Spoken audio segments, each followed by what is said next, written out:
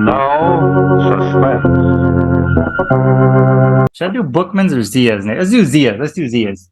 We'll do Zia's next because Bookman's has the majority of them. If this is part 2 of the video, here we go. We'll start part 2 of this video here right now with the Zia pickups. I constantly check Zia Records website and I'm typing in movies that I want to look for, and it'll give me like a little thing of used and brand new and what stores have them. So I can call them. This is what I love about Zia Records. Is I can call the store and ask them to transfer or hold any items that I might want. I picked up Red and Red 2. These come in like a box set, which I'm assuming these came in. And then there's like individual ones with slipcovers, but the slipcovers are pretty hard to find and they're expensive. But these were about like $10 a piece, and I bought them on credit, so I didn't spend any money. So I got Red and Red 2. Pretty cool movies. These are ones that I wanted for a while just because they're part of a DC. I try to own like every DC movie live action or whatnot. And people tend to forget that these are actually based on DC comics. And these, I kind of split them up into ones that have slipcovers and ones that don't, because I keep them separate on my shelf right now for 4Ks. This might, like hurt some people's heads, give them a migraine, but I don't order my 4Ks in alphabetical order. Ladies and gentlemen, I think my brain just committed suicide. Because I just don't have enough at the moment. I only have enough to fill like one shelf, and I don't feel the need to do all that. Right now, it goes box sets, steelbooks, movies in a series like my DC, my Marvel stuff, Disney stuff, anything with a slipcover. And then at the bottom are movies without slipcovers. I keep those separate because that way I can see like, all right, look at all these slipcovers that I have, and it looks more uniform and looks better, at least for me it does. And then the ones that are on the bottom that don't have slipcovers, so I can actually have a visual of like, these are the movies that need slipcovers that I need to find, and some that didn't have any factory slipcovers when they came out. So it gives me a little bit of like a viewpoint of what needs a slipcover and what doesn't. Quick little note on slipcovers. I'm not a huge one who's like, oh, if it doesn't have a slipcover, I'm not buying it. Obviously, because I have a ton of movies that doesn't have them. I also have been very lucky at my local Zia and Bookman's to be finding movies with slipcovers that are rare and out of print or just super hard to find. Now, if I find something that I really want for a really good price, I just get it, regardless if it has a slipcover or not, because like I said, I've been very lucky to be able to find a lot of these out of print and hard to find slipcovers at Zia and at Bookman's. So next up, we have Life here on 4K. Another one that I passed up a lot. This one was super cheap. It was like $10 or $8. It was like $8 or $9 or something like that. Really cool movie. It looks really good on 4K. Is it going out of focus? I don't know. It's trying to focus on my face, but I'm like, no, focus on this. Nobody wants to see this ugly mug. They want to see this. Then I also found The Town. Very cool movie. Looks really cool on 4K. This one I had to get at Zia and finally picked it up when I saw it because Best Buy had this for like $10 at one point, but they sold out and literally no other Best Buy in my area or in my state had it anymore. So found it at Zia for the same price. And then another one too that I passed up on and I regretted it instantly, but I finally found it. Everest on 4K. Another movie that looks pretty damn good on 4K. Oh God, it's so good. So good. Really cool movie based on a true story about these one of the biggest like tragedies on Everest that took the lives of a lot of people. Like these people are literally risking their lives to climb a mountain. And though I find it interesting and kind of like inspiring, I have zero desire to do that kind of shit. Like It made me appreciate white people because only they think of stupid shit like this. They talk about in the movie the fact that when you get up to this place called the dead zone where like air is pretty much non-existent, your body is literally dying. The cells in your body are literally dying because it cannot handle the elements. There's like hundreds of bodies. If you look into it and read about it, there's literally hundreds of bodies up on Mount Everest, just chilling, literally chilling, because we just can't get them down. And it's like really sad and haunting.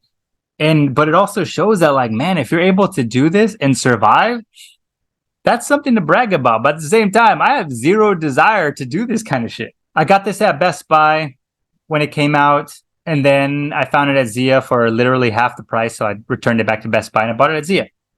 World War Z on 4K. World War Z on 4K. This actually looks really good on 4K. I really enjoyed it.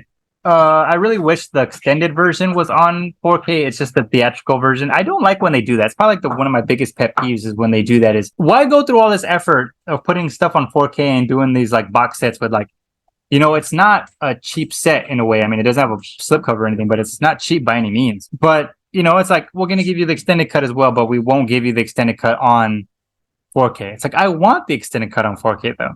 This is whack! I can't get jiggy with this shit! And the last thing without a slipcover that I've gotten from ZIA, which, like I said, I went to ZIA to get this one item, and I ended up finding this, and I was like, this was worth the drive. I drove 30 minutes to get here when the one nearest to me is 5 minutes away.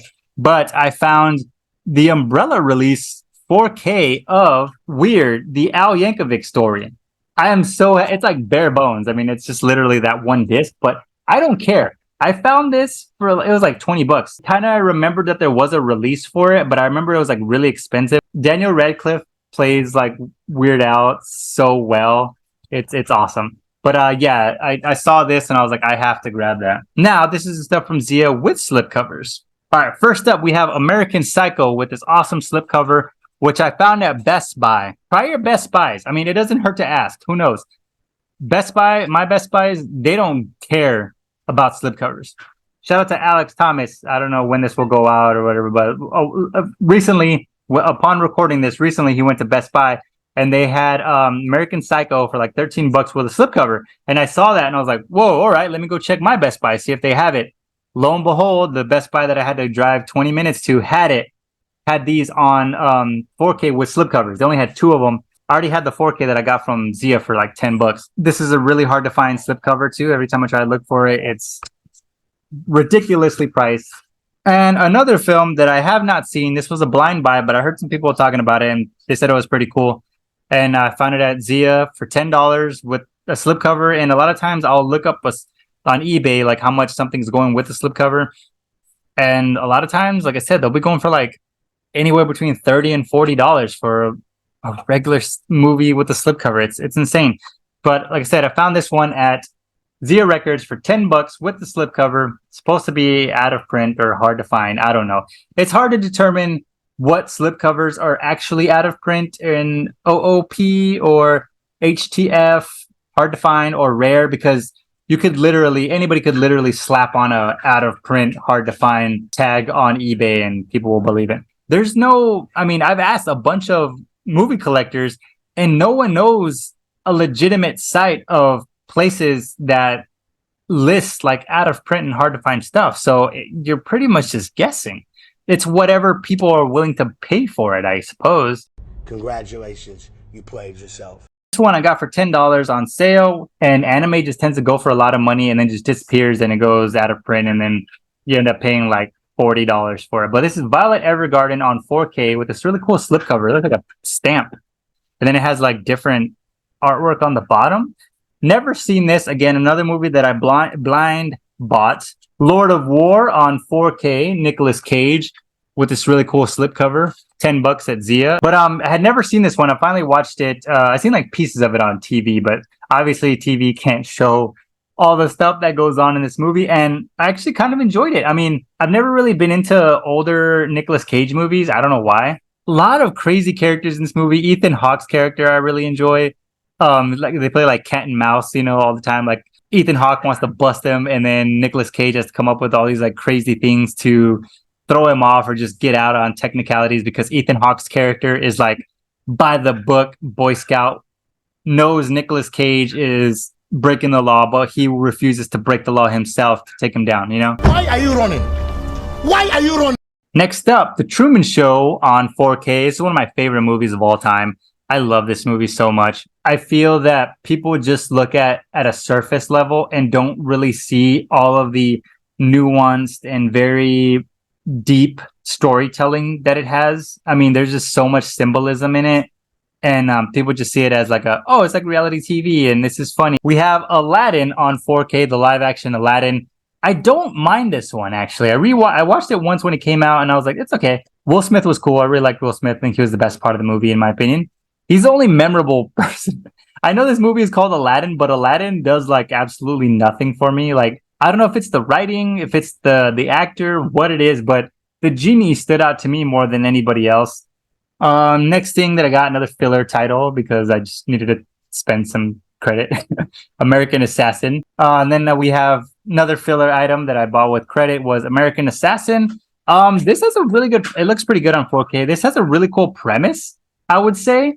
But this is one of those movies that I think is good on paper, but they didn't execute it as well as I thought they could have. The idea of this regular guy wanting to take revenge on a terrorist group because they killed his fiance. That in premise, story-wise on paper, it's very cool. But I just don't think it was executed very well. But this is one of the movies that I really like to own because I'm just like, I really love the idea of it. But this is one of them. And I also feel like, I mean, no disrespect to Dylan O'Brien. I really like the guy, but I feel like he was just really miscast. Next up, we have another movie that I think is one of my biggest surprises of the year. I saw it and I just absolutely loved it. I thought it was fun as hell. Dungeons and Dragons: Honor Among Thieves. I really enjoyed this movie. It's hilarious. And Dungeons and Dragons: Honor Among Thieves, I hope we get a sequel for it because this was hilarious. And the fact that they have some inclusion in this. Yes, they do have inclusion in this for all you non-woke people who hate inclusion. They have a plus-size dragon. Sorry for the spoilers, but they have a plus-size dragon and it was amazing.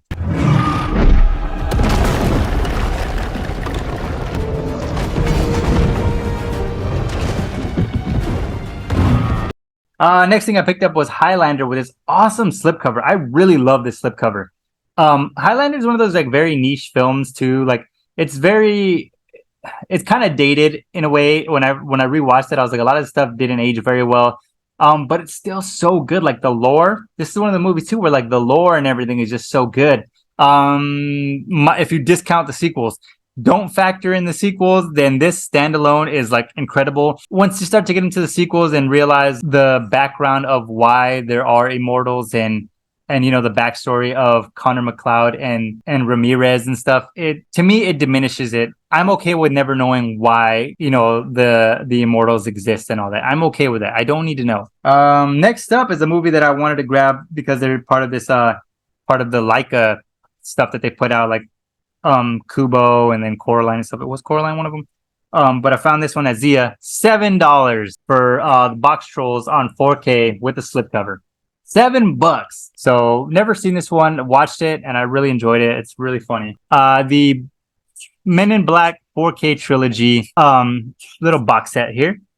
Each one coming in their individual little cases, which I thought was cool. There's that other one. I've been holding out for that other release, which is literally just a freaking Blu-ray or 4K case with the, you know, little flapper things in there stacked on each other, and it was like $50. I was like, $50 for that cheap looking crap, and I paid $20 for this.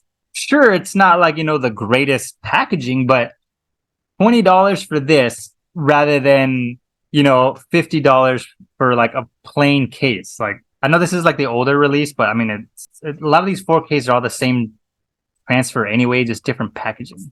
I'd rather have this packaging. Push on 4K. I had to drive 30 minutes to get this damn thing, but I also found the weird 4K, so I was very happy about it. Worth the trip. Anyway, all right, so that completes ZIA, and that completes Book Off and Best Buy.